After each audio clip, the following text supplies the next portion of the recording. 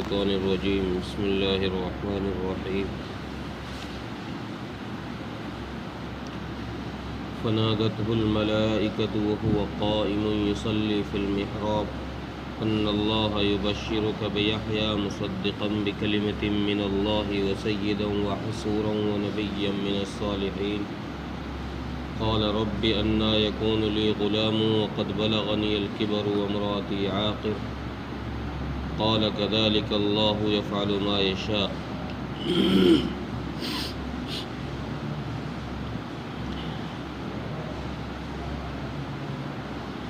پچھلی آیت میں حضرت زکریا علیہ السلام کی دعا کا ذکر تھا کہ انہوں نے حضرت مریم کے پاس بے موسمی پھل دیکھ کر اللہ تبارک و تعالیٰ سے اپنے لیے بھی اولاد کی دعا مانگی، چونکہ وہ بوڑھے ہو چکے تھے، ان کی عمر بعض نے لکھا ہے 92 سال تھی اور بعض نے لکھا ہے کہ 120 سال تھی۔ اہلیہ کی، ان کی گھر والی کی عمر 98 سال تھی۔ بہرحال اولاد ہونے کے جو اسباب تھے وہ مفقود ہو چکے تھے عمر کے حساب سے، لیکن حضرت مریم کے پاس جب بے موسم کے پھل دیکھ لیے تو اپنے لیے بھی اللہ تبارک و تعالیٰ سے بے موسمی اولاد کی دعا فرمائی۔ جب دعا کی تو اللہ تبارک و تعالیٰ نے وہ دعا قبول فرمائی۔ چونکہ حضرت زکریا علیہ السلام بیت المقدس میں شیخ اعظم تھے، بڑے لوگوں میں تھے، اور جس حجرے میں حضرت مریم کو رکھا گیا یا جس حجرے میں منت کی چیزوں کو رکھا جاتا تھا، نظر مانی ہوئی چیزیں جس میں رکھی جاتی تھی، اس حجرے کی چابی انہی کے پاس رہتی تھی۔ یہ جس کو چاہتے تھے جب چاہتے تھے داخل کرا دیتے تھے،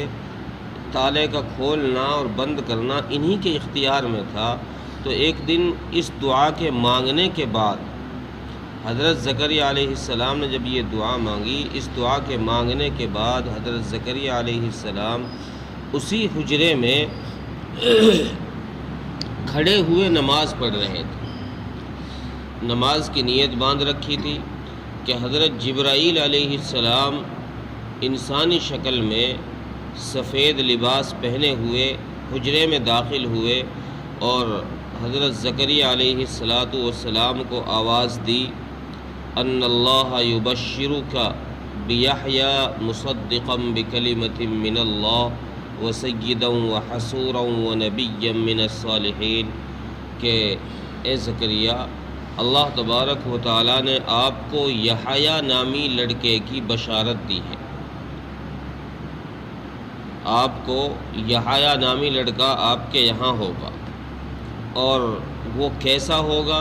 پھر آگے اس کی 5 صفتیں ذکر فرمائی۔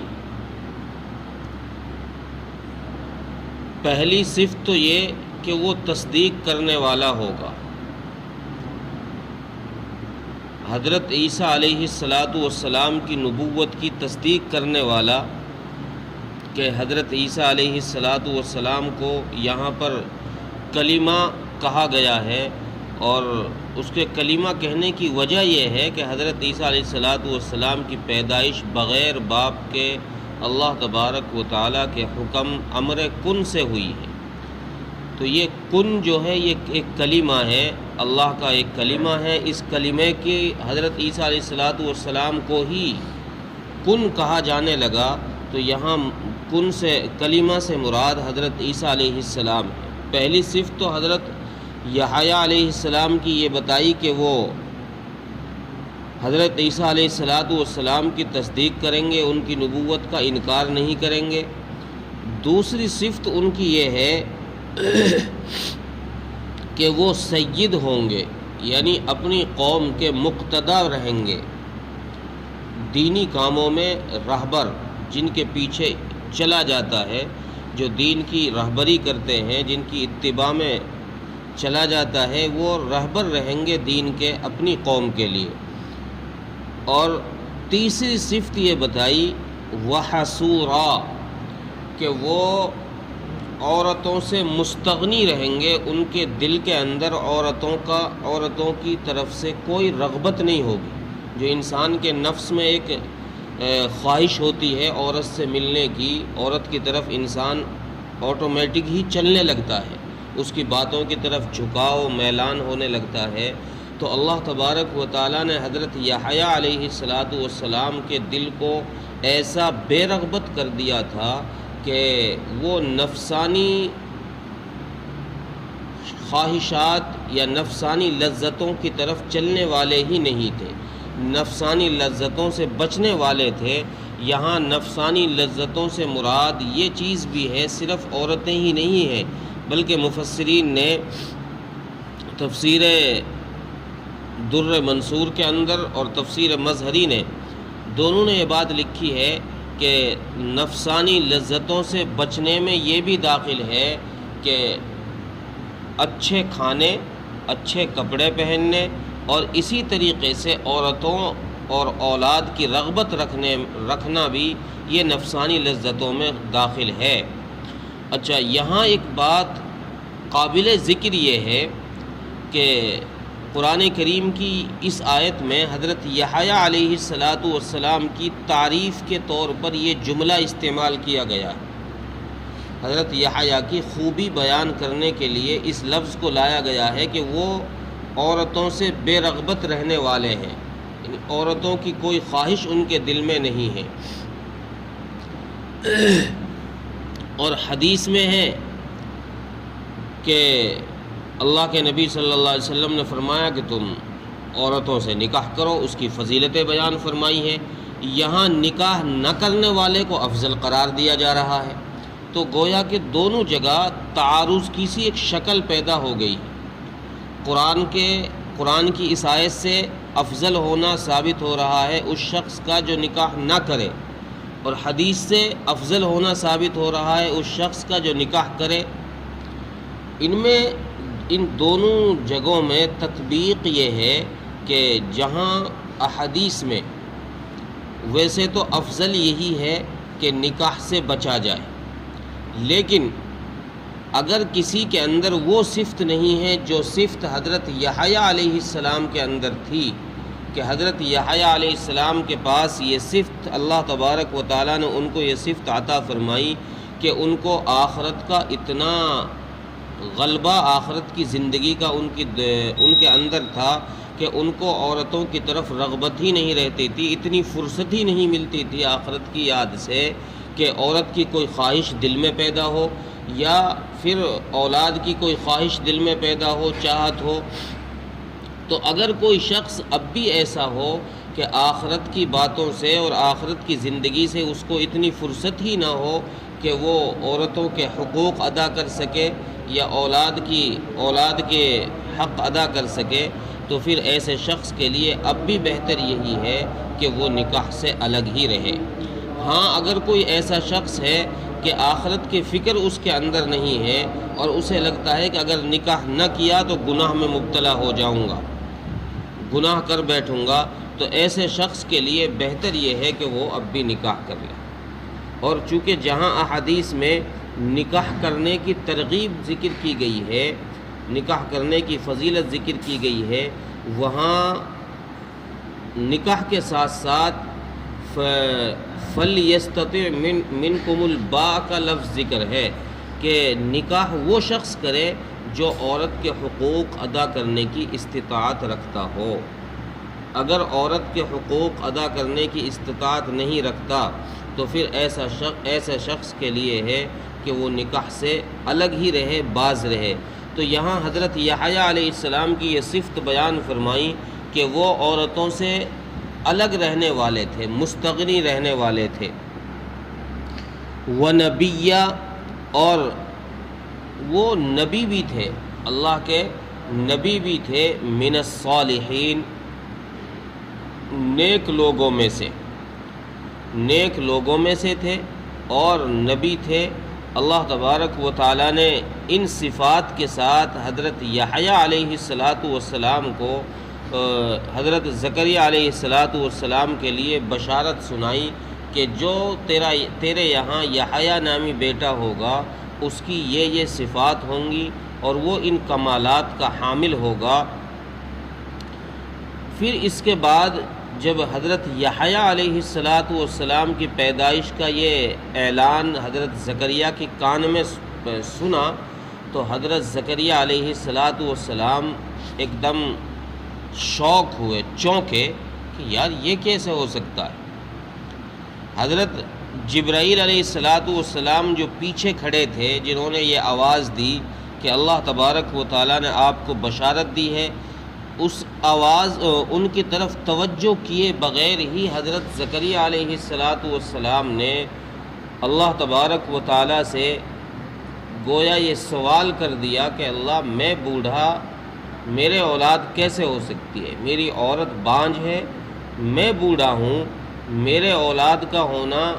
یہ ناممکن بات ہے۔ بعض مفسرین نے لکھا ہے کہ یہ خیالات، جو یہ سوال آیا حضرت زکریا علیہ السلام کے ذہن میں کہ میں بوڑھا ہوں، میری عورت بانجھ ہے تو اولاد کیسے ہوگی،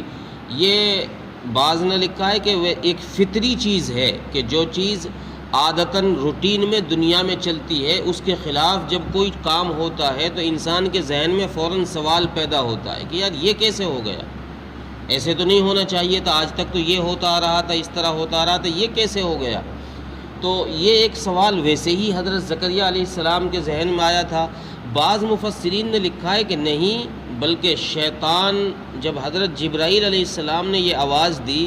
لڑکے کی بشارت سنائی، تو شیطان فوراً حضرت زکریا علیہ السلام کے پاس آیا اور شیطان نے کہا کہ دیکھو، یہ جو تمہیں آواز آئی ہے لڑکے کی، یہ آواز شیطان کی ہے، اللہ کی طرف سے نہیں ہے، یہ آواز شیطان نے دی ہے، اللہ کی طرف سے نہیں ہے۔ اور پھر دلیل کیا دی اس نے کہ دیکھو، اگر اللہ کی طرف سے یہ آواز ہوتی تو پھر تمہارے پاس وحی کیوں نہ آ جاتی؟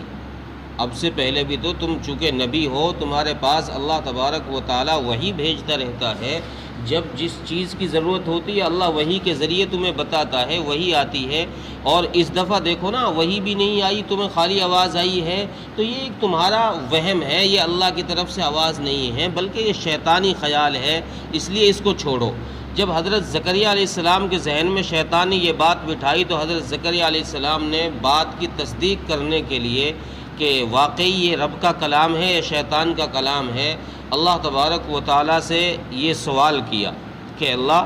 میں بوڑھا ہو گیا ہوں، میری عمر بہت زیادہ ہو گئی ہے، میری عورت بانجھ ہو گئی ہے، یہ غلام، یہ لڑکا ہوگا تو ہوگا کیسے؟ آیا مجھے جوان کیا جائے گا، میری عورت کو جوان کیا جائے گا، یا کوئی دوسری بیوی میری نکاح میں دی جائے گی، اس کی شکل کیا ہوگی؟ اللہ تبارک و تعالیٰ نے فرمایا کہ بس نہ تمہیں جوان کیا جائے گا، نہ تمہاری عورت کو جوان کیا جائے گا، تم بوڑھے کے بوڑھے ہی رہو گے، تمہاری عورت بھی بوڑھی رہے گی، اور اللہ تبارک و تعالیٰ تمہیں اسی طریقے سے اولاد دے گا۔ یہ اللہ تبارک و تعالیٰ کا حکم ہے اور ان کی منشا ہے، وہ جیسا چاہتا ہے پھر کر دیتا ہے۔ ترجمہ دیکھیں، فنادتہ الملائکۃ وہو قائم یصلی فی المحراب، پھر فرشتے نے پکارا اس کو، یعنی حضرت زکریا علیہ السلام کو، اس حال میں کہ وہ کھڑے ہوئے نماز پڑھ رہے تھے اپنے حجرے میں، ان اللہ یبشرک بیحییٰ مصدقا بکلمۃ من اللہ، کہ اللہ تبارک و تعالی آپ کو بشارت دیتا ہے یحییٰ نامی بیٹے کی، اور اس کی صفت یہ ہے کہ وہ تصدیق کرنے والا ہوگا حضرت عیسیٰ علیہ السلام کی نبوت کی، وسیداً، اور وہ